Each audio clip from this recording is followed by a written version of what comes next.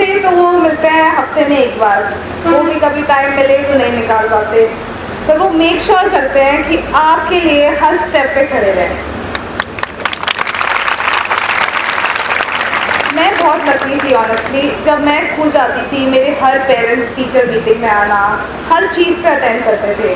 पर जो मेरा छोटा भाई है, महीने में एक बार पूछते हैं अच्छा कौन सी क्लास में हो गया वो, अच्छा उसके करियर में अब क्या चल रहा है। पता है ऐसा क्यों है? क्योंकि अब ये सिर्फ 3 लोगों के लिए रिस्पॉन्सिबल नहीं है, ये हज़ारों के लिए रिस्पॉन्सिबल है, और ये आपके लिए हमेशा खड़े रहेंगे। और ये चीज़ एक नेता नहीं कर सकता, ये एक भाई कर सकता है।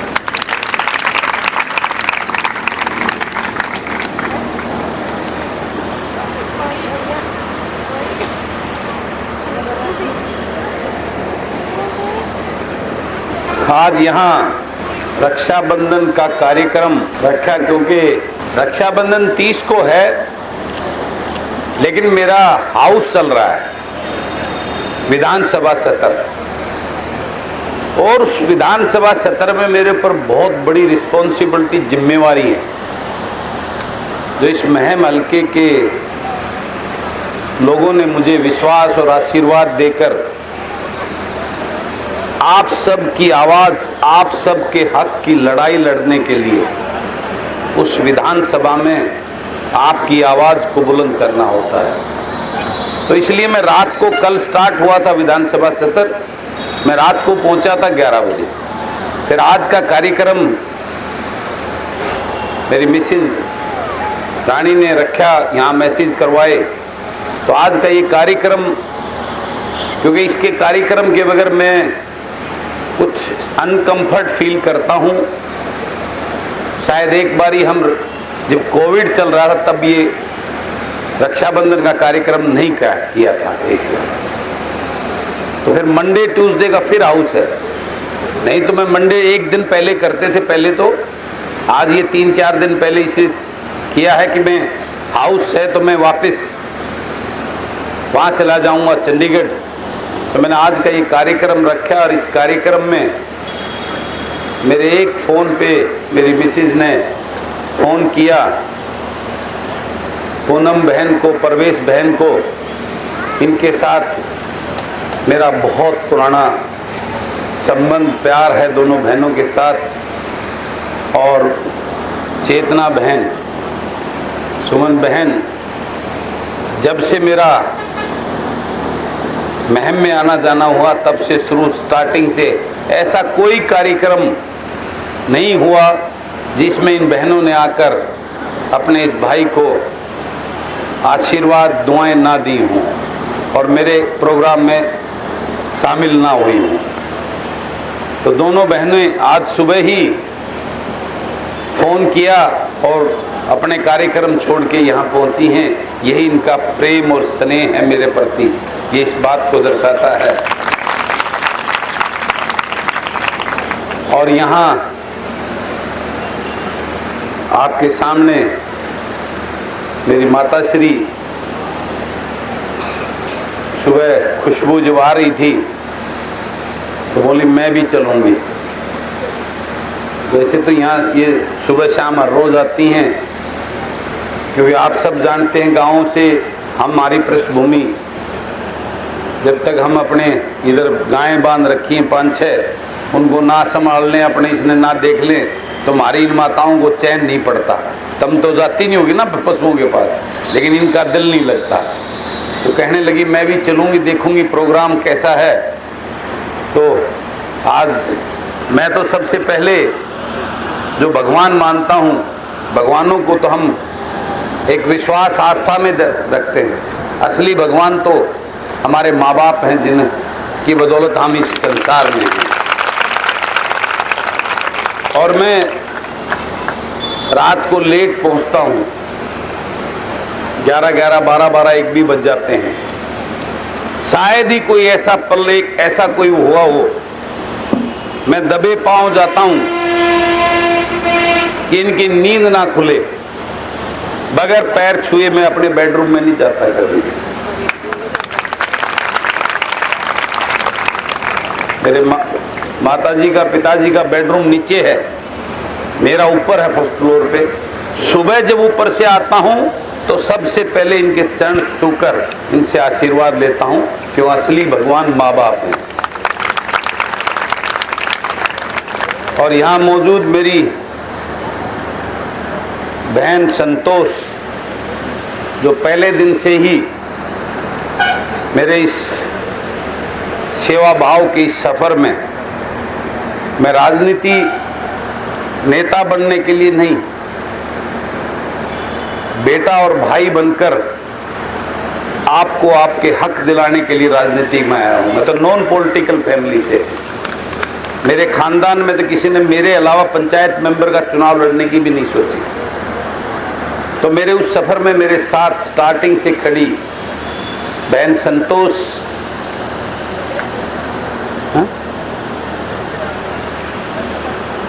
और मेरे इस सफर के मेरे सारथी एक्शन हवा सिंह जी, चाचा जलकंठ बलारा जी, नाम लंबी है, कहूँगा तो बहुत लंबी लिस्ट हो जाएगी। आरब सुशीला जी, जो एक मजबूती से अपना सब कुछ छोड़कर आज इस मुहिम को आगे बढ़ाने में कंधे से कंधा मिलाकर पूरी टीम है, जो मेरी वाइफ रानी के साथ, परमजीत के साथ में, ये आप लोगों के बीच में आप लोगों के संपर्क करने के लिए रहती हैं। और मौजूद और भी मेरे सभी मेरी टीम के साथी, पीछे बैठी हुई मेरी मातृशक्ति, और ये मेरी आंटी है सरजो, खड़ी हो जा आंटी, एक बार खड़ी हो गई, एक बार शक्ल दिखा दे। इनके अंदर इतनी ऊर्जा है, शायद तुम्हारे अंदर भी नहीं होगी इस उम्र में, और ये इतनी तत्पर रहकर एक एक उसमें जाती हैं कि आप सोच भी नहीं सकती कि मैं आगे बढ़ूं और मैं कुछ करूं। ये इनका हमेशा जज्बा रहता है।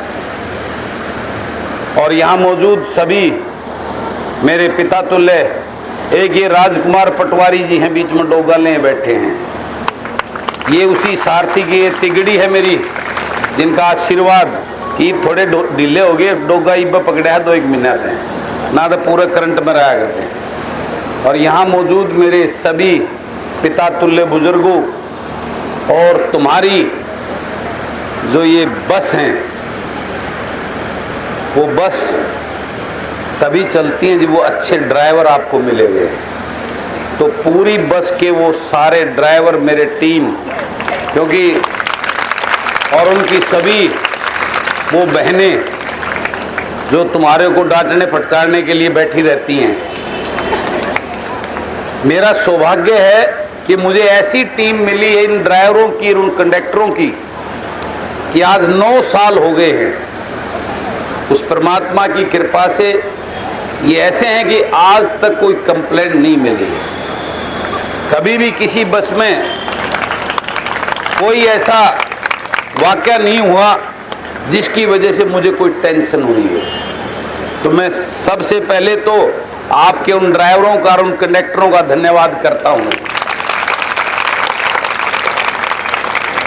जो आपको सुरक्षित आपको कॉलेज तक पहुंचाने का काम करते हैं। आप भी धन्यवाद उनका किया करो मेरे से ज्यादा, क्योंकि बस तो वही चलाते हैं ना। तो और यहाँ मौजूद मेरी सभी नन्ही मुन्नी गुड़िया, छोटी बहन को हूँ या बेटी को हूँ, वो तुम्हारे ऊपर निर्भर है, जो मानो वही समझ लेना, क्योंकि तुम्हारे बराबर की मेरी बेटी है, इसने MBBS कंप्लीट किया है, और अभी ये MD करने के लिए बाहर जा रही है। तो आज ये भी आई, पापा मैं भी चलूँगी, कल गुड़गांव से आई थी आप सबसे मिलने के लिए। तो आप सबको एडवांस में रक्षाबंधन की हार्दिक शुभकामनाएं और बधाई देता हूं। और मेरी 2-4 बातें मैं आपको बताना चाहता हूं। मुझे नहीं चाहिए आपकी वोट, मुझे कुछ देना चाहती हो तो क्या मैं मांग सकता हूं तुम्हारे से? वोट नहीं चाहिए, बताओ हाथ खड़े करके। तुम यहां बैठी हुई हो, मेरे ख्याल शहर के हर कॉलेज में तुम पढ़ते होगी, कोई किसी कॉलेज में, कोई किसी कॉलेज में। मैं हर बार रक्षाबंधन पे एक ही चीज मांगता हूं तुम्हारे से, पहले भी कुछ नई आई हैं, अब फर्स्ट ईयर में नया एडमिशन लिया है। मेरी एक ही डिमांड है, एक ही इच्छा है और एक ही तोहफा आप सबसे मांगता हूं। मुझे तब बड़ी खुशी होगी और दिल गदगद होगा जब तुम हर कॉलेज की टॉपर मेरी इन गुड़ियाओं में से मुझे वो लाके दोगी। मुझे वो सर्टिफिकेट लाके दो, मैंने उस कॉलेज में फर्स्ट ईयर में टॉपर किया है, मैंने उस कॉलेज में सेकंड ईयर में टॉपर किया है, मैंने उस कॉलेज में फाइनल में ग्रेजुएशन में टॉपर किया है, मैंने यूनिवर्सिटी में एमए एमएससी उसमें टॉपर किया है। मैं यही तोहफा मांगता हूं, तुम क्या दोगे मुझे ये तोहफा? मुझे नहीं चाहिए वोट, मुझे आपका कैरियर चाहिए। मुझे वो तोहफा देना है तो मुझे तोहफा दो, तुम्हारे में से यूपीएससी की परीक्षा पास करके कोई आईएएस आईपीएस और आईआरएस बन के मेरे पास आए, भैया मैं आईपीएस बन गई, ये तोहफा चाहिए। मुझे तोहफा चाहिए कि वो बड़ी बड़ी नौकरी हासिल करके आप मुझे एक बार ये कहो, भैया आपकी बस में मैं पढ़ने से आज मैं ये ऑफिसर बन गई हूँ, मुझे ये तोहफा चाहिए। मैं तो एक चीज चाहता हूं, क्या तुम जिस कॉलेज में जाती हो, क्या दूसरे गांव से दूसरे हलकों से जो तुम्हारी फ्रेंड्स तुम्हारी साथी जो आती हैं, वो तुम्हारे को ये नहीं कहती वो कितनी किस प्रकार से कै बस पकड़ के आती हैं? कहती हैं नहीं कहती? तुम्हारे से जेलसी नहीं करती? वो करती हैं कि नहीं करती? वो ये नहीं कहती कि हमारे यहाँ कोई बलराज क्यों नहीं है? कहती हैं?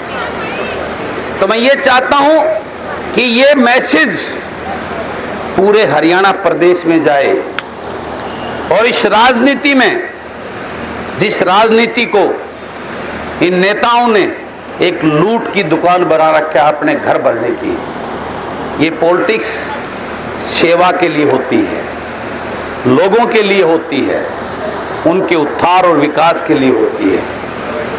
लेकिन आज दुर्भाग्य है कि आज पॉलिटिक्स एक धंधा बन गया है, एक व्यवसाय बन गया है। आज पॉलिटिक्स में कोई एमएलए मंत्री बनने की चाह रखता है तो वो सोचता है मैं हजारों करोड़ रुपए लूट कर बड़े बड़े महल बनाऊंगा, बड़ी बड़ी संपत्तियां प्रॉपर्टियां बनाऊंगा। तो मेरी ये सोच है, मेरी ये पीड़ा है कि जब तक तुम्हारे में से पढ़ी लिखी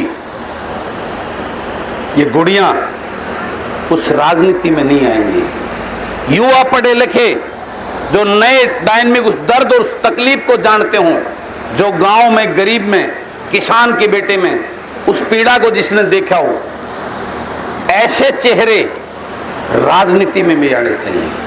मैं चाहता हूं तुम्हारे में से भी कोई नेता बनकर विधानसभा और लोकसभा में जाए और जिस प्रकार तुम देखती हो किस प्रकार की बहनें तुम्हारी यहाँ पीड़ा रहती हैं, ग्रेजुएशन करने के बाद तुम्हारे को नौकरियों की चिंता हो जाती है, होती है ना। आज सीईटी के नाम पर कितना बड़ा खिलवाड़ चल रहा है, हर रोज पेपर कैंसिल हो जाते हैं, पेपर लीक हो जाते हैं। तुम पढ़ाई पर जोर लगाती हो, एक साल तैयारी करती हो किसी टेस्ट की और लास्ट में पता चलता है कि वो पेपर लीक हो गया और उस पेपर को बेच के जिसने एक दिन पढ़ाई नहीं की, एक दिन तैयारी नहीं करी और वो पेपर खरीद के 5-10 लाख रुपए में और तुम्हारे से ज्यादा नंबर लेकर नौकरी में चला जाता है, तुम्हारे को कितना दुख होता है। इस तंत्र, इस भ्रष्टाचार को खत्म करने की सोच लेकर आपको अच्छे कॉलेजेस मिलें, ये आपका अधिकार है। जो चीज मैंने आपको दी है ये चीज सरकार की देनी बनती है। हर बेटी को गांव से घर से चलने के लिए सरकारी सुविधा होनी चाहिए कॉलेज पर, लेकिन कोई चिंता नहीं करता आपकी। आपके कॉलेजेस हैं उसमें टीचर्स नहीं, प्रोफेसर्स नहीं हैं। क्या फायदा उन कॉलेजेस का, क्या फायदा उस पढ़ाई का जब आपको नौकरी नहीं मिलेगी। मेरे पास बहुत सारी गुड़ियां ग्रेजुएशन करने के बाद में आती मिलती है, भैया कोई नौकरी दिलवा दो, क्योंकि सरकारी नौकरी खत्म करते जा रहे हैं लोग, प्राइवेट सेक्टर की तरफ बढ़ रहे हैं। शोषण हो रहा है आज तुम्हारी जैसी गुड़ियाओं का। 10-10, 12-12 हजार रुपए में 8-8 घंटे नहीं 12-12 घंटे नौकरी करवाते हैं बाहर में टेंशन में रखते हैं, जरा सी बात पे नौकरी से बाहर निकालने की धमकियां देते हैं।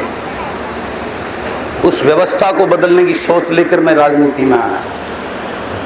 मेरा राजनीति उद्देश्य एमएलए मंत्री बनने का नहीं, पैसे कमाने का नहीं है। मैं चाहता मैं भी हजारों करोड़ रुपए कमा लेता। मुझे राज्यसभा की वोट डालनी थी। आप जानते हो राज्यसभा, लोकसभा, राज्यसभा, पॉलिटिकल साइंस पढ़ते होगे। उस एक वोट की कीमत 40 से 50 करोड़ रुपए। मुझे लालच दिया, लोभ दिया कि पैसे ले लो, वोट दे दो। मैंने वोट नहीं डाली। क्यों नहीं डाली? बीजेपी वाले चोर हैं, उनकी वोट डालना नहीं चाहता था, क्योंकि उन्होंने एक चोर को उठा रखा था। और कांग्रेस वालों ने एक बाहर के बंदे को टिकट देकर, जिसको ना मेरे हरियाणा का पता, ना मेरे हरियाणा के लोगों की तकलीफ का पता, ना उस विषय का पता उसको क्या बोलना है, ऐसे को उठा के ले आए यहाँ राज्यसभा की टिकट दे दी इसको। बाहर की क्या 2.25 करोड़, 2.5 करोड़ के करीब जनता होगी, प्रदेश की जनसंख्या होगी। उस कांग्रेस वालों को 2.5 करोड़ पब्लिक के अंदर कोई एक पढ़ा लिखा बुद्धिजीवी नहीं मिला जिसको राज्यसभा की टिकट देते। मैं उसको ठोक के वोट देता, मैंने वोट नहीं डाला। मुझे लालच मिला 40 करोड़ 50 करोड़ रुपए का। मैं बिका नहीं, झुका नहीं। मैं विधानसभा में बोलता हूं, देखा करोगे, नहीं देखा करो। कार्रवाई कल की देखी, अब कल परसों मैं फिर बोलूंगा, तुम्हारे लिए बोलूंगा, बेरोजगारी के ऊपर बोलूंगा। तुम्हारे को नौकरी मिले, तुम्हारा हक मिले, उसके लिए बोलूंगा। कभी देखा करो, लाइव पीछे वाली गूगल पे उठा कर देखना कि मैं क्या पैरवी रखता हूं। मैं पहली बार का विधायक हूं और वहां बड़े बड़े खानदानों के राजकुमार बैठे हैं जो 4-4 पीढ़ी से वहां जाते हैं। उनके परदादा भी मंत्री थे, मुख्यमंत्री थे, उनके दादा भी मुख्यमंत्री थे, उनके बाप भी वो थे और वो खुद भी राजकुमार हैं। लेकिन तुम्हारा जब भाई खड़ा होकर बोलता है तो सबकी पिंडी कांपती है कि ये हुआ आ गया। क्यों कांपती हैं? मैं कोई AK-47 लेके नहीं जाता हूं वहां पे, ना मैं कोई गुंडा बदमाश हूं। मुझसे डरते हैं, इसलिए डरते हैं कि मैं सच बोलता हूं और तुम्हारे लिए बोलता हूं, और वही मेरी ताकत है। वो चोर हैं, लुटेरे हैं, लूट के हैं, इसलिए डरते हैं तुम्हारे इस भाई।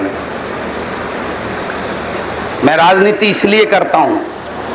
मैं आपसे पूछना चाहता हूं, मैं जब MLA बना, जब 9 बस थी, 4 बस और तैयार हो गई हैं। टाइम नहीं मिला, पहले हफ्ते में तुम्हारे को भी मिलेंगी, दाएं बाएं भी मिलेंगी। तैयार हो चुकी हैं 4 बस। मेरे पास कोई पंचायत नहीं आई, मैं MLA बन गया था, 9 बस चल रही थी।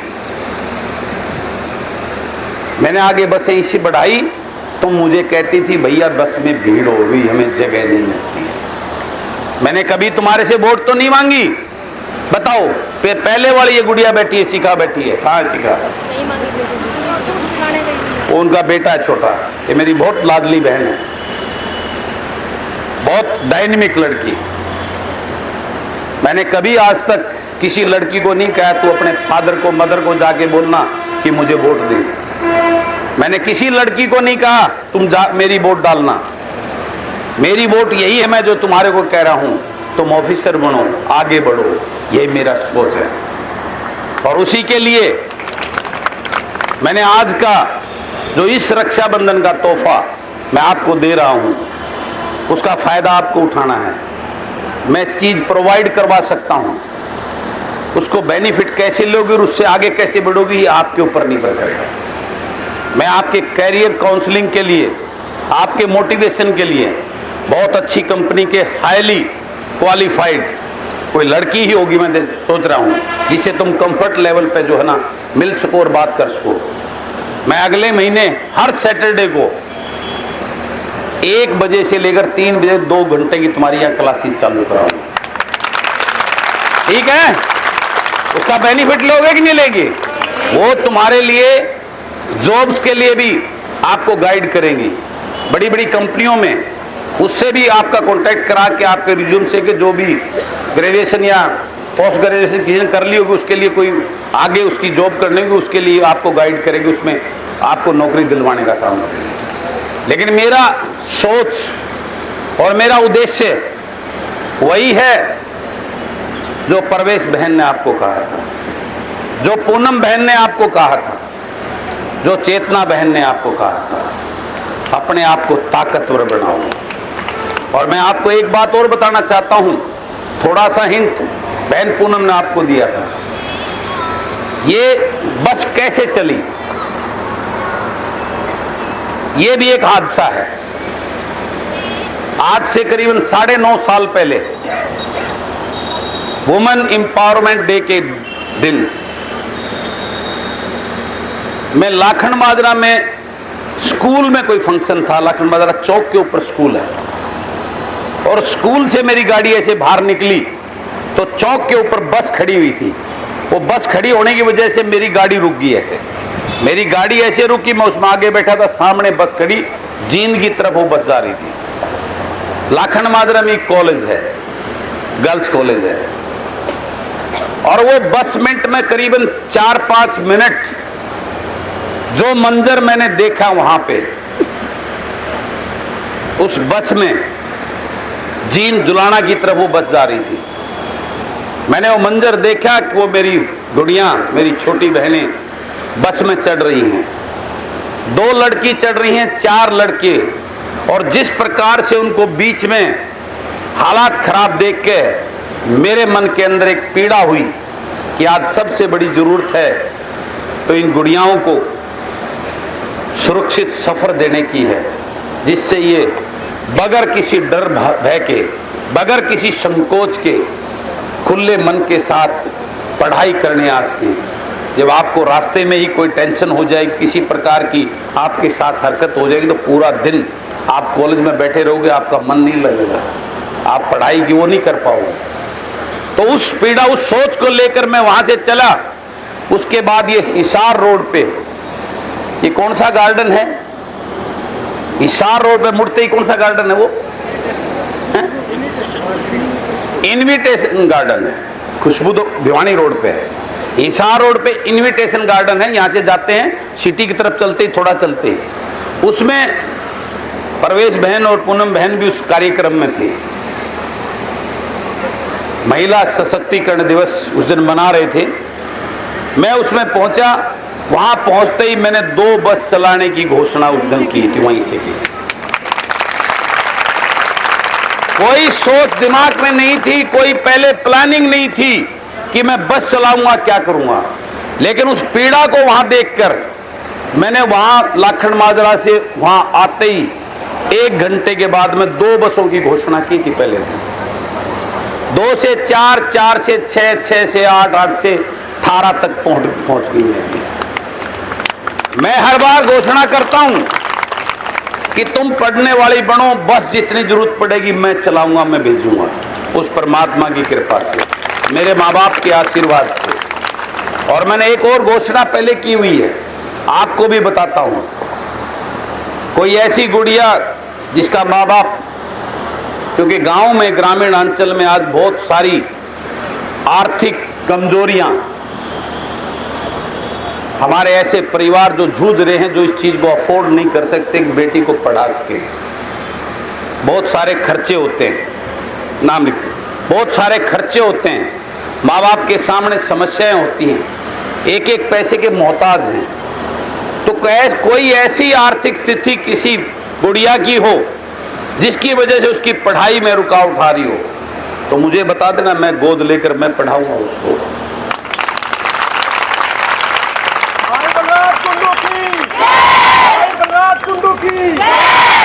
लेकिन उसके पीछे उसके मेरा एक ही डिमांड आप सबसे है कि आप अव्वल होकर उच्च पदों पर जाएं, और मुझे यही तोहफा आपसे मांगने का, यही मैं आपसे कहना चाहता हूं। और मैं परमपिता परमात्मा से अपनी इन छोटी बहन बेटियों के उज्जवल भविष्य की कामना करता हूं, और आप सबसे यही कहता हूं कि जिस विश्वास और प्यार से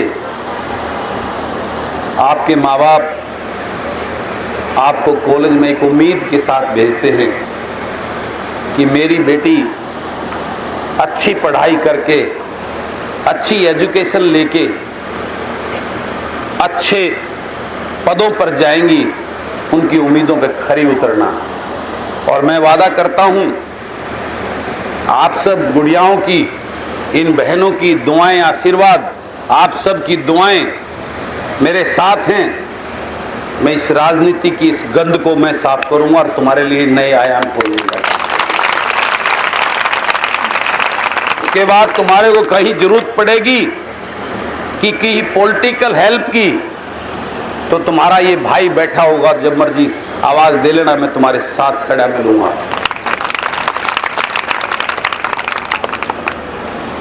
इस प्रदेश को आगे बढ़ाने के लिए आप जैसे उज्जवल एक भविष्य इस देश और प्रदेश को, पढ़े लिखी ये मेरी बहनें जब आगे जाएंगी, तभी मेरा देश और प्रदेश समृद्ध और खुशहाल होगा। यही मेरी सोच और मेरे इरादे और मेरी एक संकल्प है, जिसकी तरफ मैं चला हुआ हूँ। राहें कठिन हैं, लेकिन मेरी सोच सच्ची और ईमानदार है, इसलिए मुझे विश्वास है एक दिन हम उसको पाके रहेंगे और आपके लिए खुशहाली के रास्ते निश्चित रूप से खोल के रहेंगे।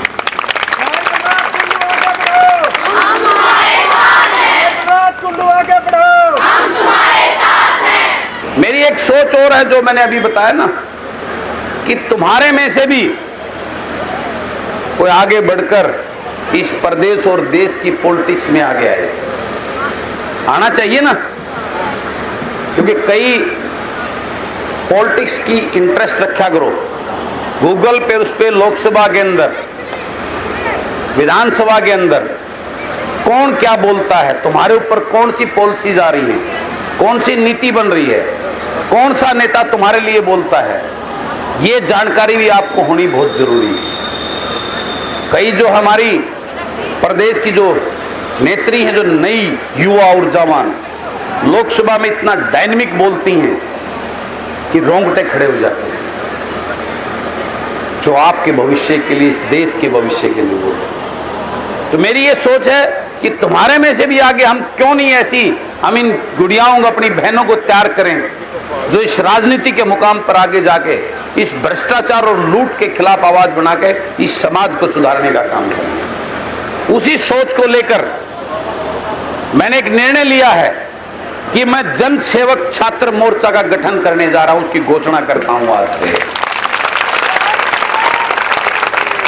और उसके लिए आप सबने अपने हर एक कॉलेज के अंदर जिसमें आप पढ़ती हैं, उसका गठन करना है।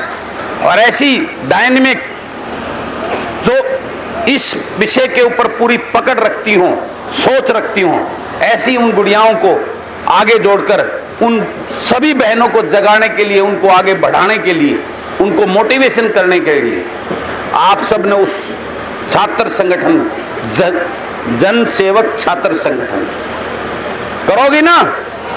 तो आज से मैं घोषणा करता हूं, और ये परवीन मलिक है जो एमडीयू में, परवीन को मैंने उसका मुखिया बनाने की ऐलान किया है। तो परवीन भाई, आप सबसे आगे वहां बसीज में मिलेगा, और आगे के इसके में एक अच्छे, उसका उद्देश्य क्या है, सोच क्या है, क्यों हम इसकी तरफ बढ़ना चाह रहे हैं, वो पंपलेट देंगे हम आपको, उसको पढ़ना और आगे भी पढ़ना। एक विजन होगा उसके अंदर, भविष्य का रोड मैप होगा। क्योंकि जब तक युवा सोच, डायनेमिक विचार इस पॉलिटिक्स में नहीं आएंगे, तब तक जो है ना, ये सिस्टम नहीं बदलेगा। इस व्यवस्था परिवर्तन के लिए यूथ को आगे आना, यूथ पढ़े लिखे लड़के और लड़कियों को आगे आना, तब तक ये सिस्टम नहीं बदलेगा। उस सिस्टम को बदलने की सोच मैं रखता हूं, और उसके लिए आप सबको भी प्रेरित करता हूं। इसमें आगे बढ़ चढ़ के आपने इस मुहिम को आगे बढ़ाना है, ठीक है। तो आज से मेरा गठन है जन सेवक छात्र संगठन, जन सेवक स्टूडेंट ऑर्गेनाइजेशन, JSO, ठीक है। आवाज कम आई? ठीक है, ओके, बाय।